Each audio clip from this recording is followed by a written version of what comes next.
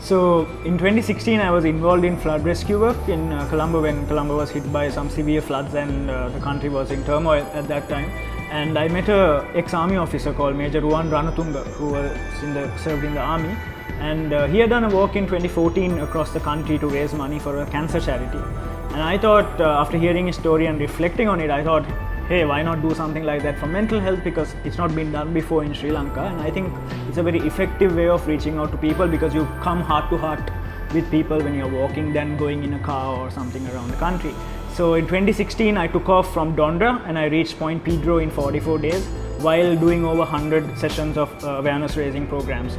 So that's how Footsteps to Freedom started, and that walk was a success because I believe I was able to save one life through that walk, at least one life. And then that's what motivated me to want to do it again and to reach out to a vast group of people this time around the coastal line of Sri Lanka.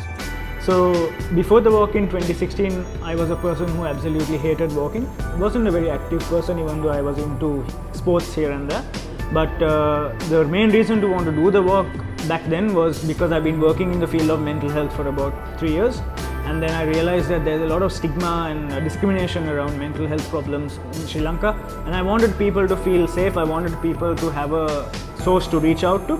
And hence why I decided to take on the challenge of walking in 2016 550 kilometers across the country to raise awareness. And then this year also it's a bigger challenge. It's going to be hot, it's going to be a longer walk, it's going to be 73 days of walking 20 kilometers per day on average. So training for it, I think I've become healthy, and also I see my walking partners, both Ranil and Sara, becoming healthier and fitter every day as we practice for the walk. So I think walking can be an amazing way of keeping fit, but also of walking for a cause, walking for a purpose, than just walking every day on a track. Taking on something you really believe in and you're passionate about, it makes the keeping fit part just come naturally.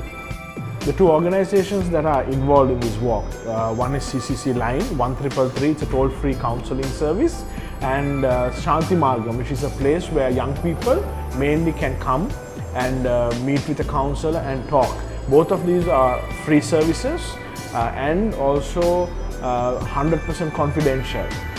So it's a 72-day walk and 1,400 plus kilometers.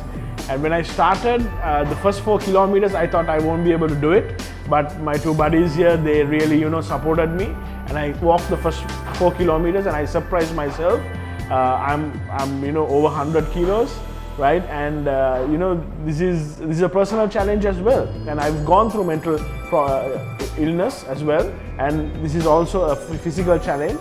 And now we are doing 14 kilometers. So we hope to do about 20 kilometers by the end of next week, and then we'll be averaging about 20 kilometers during the walk.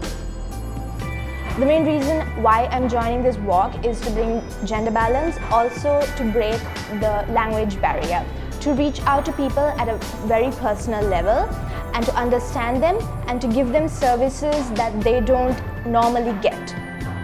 So I would like to invite you as a viewer to join us in our mission to contribute towards a healthy Sri Lanka, and to tell people that it's okay to seek help, it's okay to come out of the shadows and talk about your problems, it's okay to be kind to each other, because we want a healthy Sri Lanka, we want a society where we are kind and empathetic towards each other. So join us, support us, and look after yourself and each other.